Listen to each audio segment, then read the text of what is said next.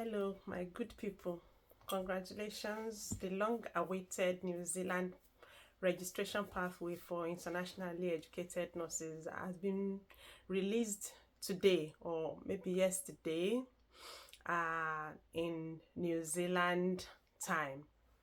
That's 4th of December 2023, as we've been waiting for this process for long. There's some beautiful thing in this, and there are some things that were not really so interesting or not so calm, but then hopefully everything will be about ensuring that people get more comfortable doing this registration. Some things are still as they were, like the English test you have to supply, like the identity documents you have to supply. All those things are still as they were in those days. The money you will pay when you create your account with CGFNS. And so what they've done is they've divided the process into two.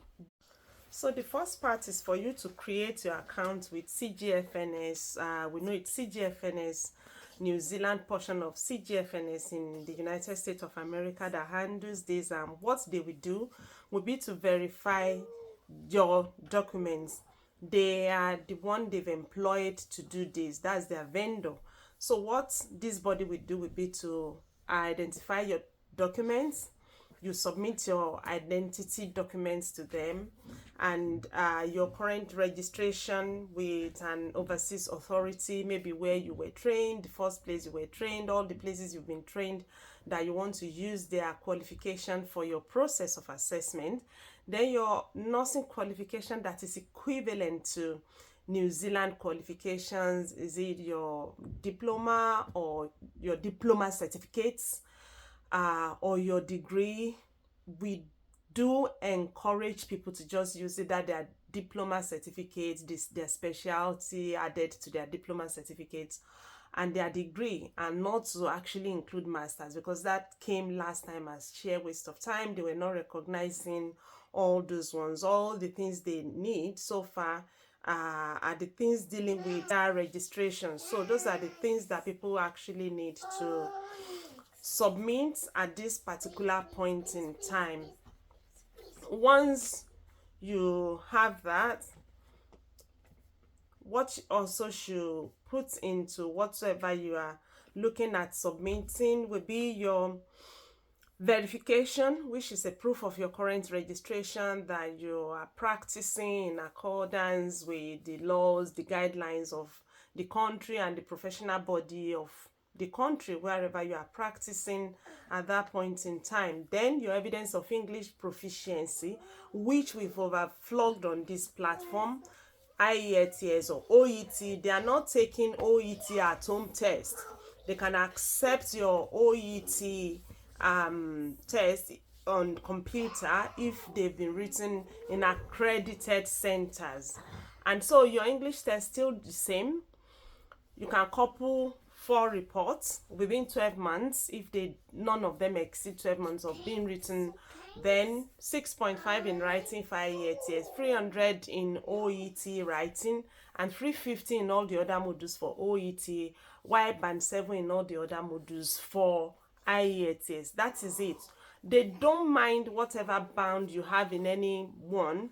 So far you are able to gain the band where you possibly dropped some scores the other time in other scores. So that makes it easy. And now another beautiful thing, or the first beautiful thing that I would say they've done so far, is reducing the hours of practice to 1,800 hours post-registration nursing experience. You know, before it must be you are practicing and you have 2,500 hours of practice in the last in the last 5 years, or you are practicing consistently in the last 2 years. But this one doesn't matter whether you've just started working in the last 6 months so far. You can accrue 1,800 hours. I think that's a beautiful one, because the other one could shortchange some people. Maybe they possibly have been out of practice for a while, taking care of families, looking after some other things, and they've not been able to practice. But now 1,800 hours, that's a whooping 700 hours reduction, which is good enough from my own point of view. I think that's good enough. Now when you've submitted all those ones and they are comfortable with what you've done to your documents, then you've submitted everything.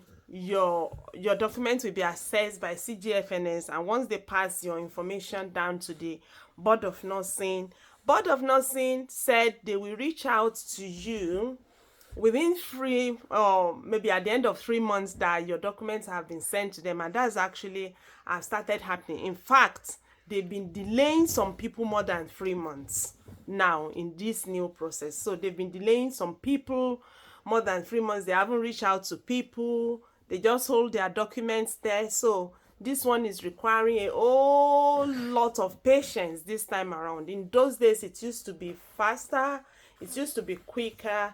It used to be easier. We don't know what has come up there, but it seems because they are having influx of applicants, or maybe they are not even employing enough hands to help with the process. Anyway, everything is dragging. That's just what we should know at this particular point in time, and that's not something we are very comfortable with, that we just hope and wish they will look into as soon as possible.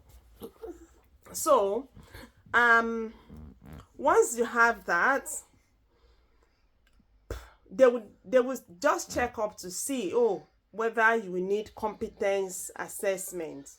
You will be asked to do that successfully. And don't forget that the essence of this new process is actually to start phasing out the competence assessment program, which is quite expensive, like the range of 8,000 New Zealand dollars to 16,000 New Zealand dollars.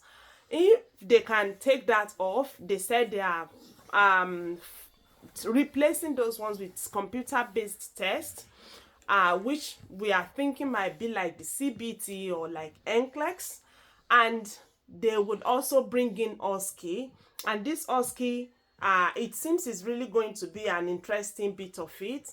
So once your documents have been received by them, what they will do will be to send you information that they've received your documents and that you should do a particular test. They've started test running the test. Like, you have 2 modules to clear from New Zealand board.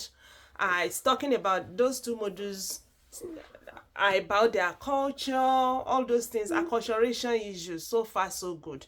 They are not something that are too big for people to cope with. So I believe it won't be an unbearable test for any one of us.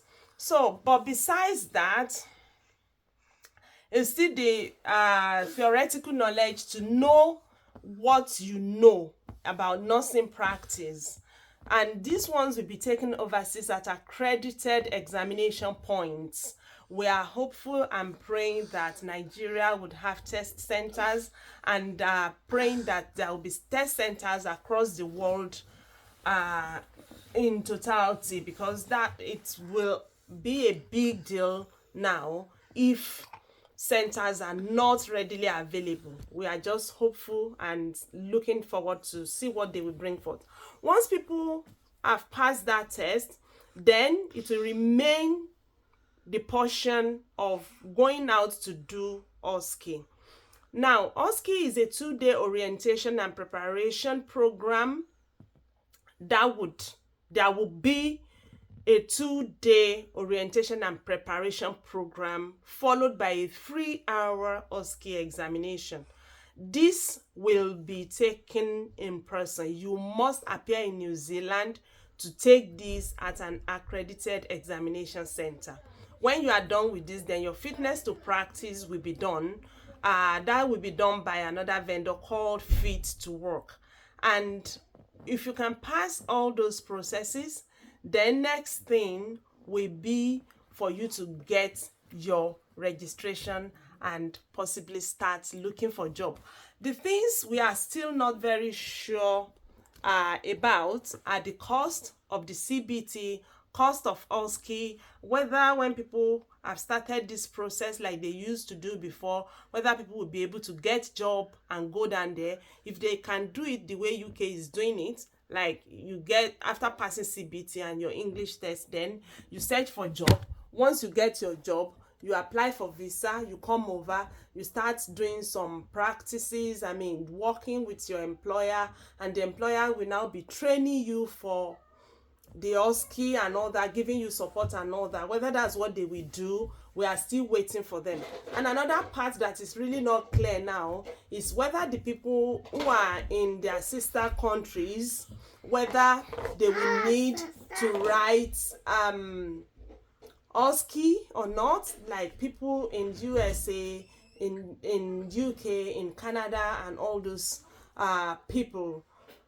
We are still not very sure whether they will be writing OSCE. We do hope they will not, because actually in the previous decision, they did say that people who have gained registration in their sister countries may not likely take the OSCE. We are looking forward to hearing from them about the cost of CBT, cost of OSCE, centers that will be available to take CBTs, and the process, whether people will need to get job and come with visa to New Zealand to practice a bit and prepare for OSCE, get support from here and there. We are looking forward to see whether they will have trainers that people will need to go to some laboratories to do trainings, or whether they will be using their own nurses to train people. We are still looking forward to them to tell us all those things. Then we are looking forward to them to tell us the cost of OSCE and when they will actually kickstart this everything that they've stated that they've commenced yesterday. But then CAP is still ongoing a bit for the nursing board in New Zealand already. I believe those ones have the nursing board in New Zealand already. I believe those ones have the nursing board in New Zealand already. I believe those ones have the nursing board in New Zealand already. I believe are not going to take OSCE. If you are from like our country back at home, you're not going to take OSCE. You still go through the process of CAP. We don't know whether they would allow people to just make their choice on whether they want to do the OSCE or whether they want to do the CAP if they were in the previous processes. We are waiting for them, and we are waiting for them to start clearing the backlogs that they've been holding in their office. We want to believe that it is this transition that is actually impeding assessment of all those documents. Of course, they told us that they were having influx of applications, but I want to think that if they've been expecting influx of applications, then definitely they ought to have made provisions for that. So we are waiting and imploring them to start clearing their tables so that people will know where to face. It's been quite challenging, and hopefully they did say they need about 4,000 nurses. I believe they have more than 4,000. They've received more money from more than 4,000 nurses across the world, looking forward to be registered with them, but we are not getting responses. So they should start looking out to this one so that people will be comfortable. I wish everyone that will go through this process a very beautiful time. I wish people success. I wish people good favor with God and favor with men, and everything will run out positively for everybody by the special grace of God. And don't forget what you need: your identity documents, passport, and any other document, marriage certificate, license, anything. English test, current registration, nursing qualifications, your post-registration experiences, very important. Then you're competent to practice. That will come with your certificate of good standing and documents from your employer. Well, and your welcome program to New Zealand program. So your fitness to practice, and that's your fit to one international criminal history check. I'll put the link here so that you too can have a look at what is going to happen in the next few months.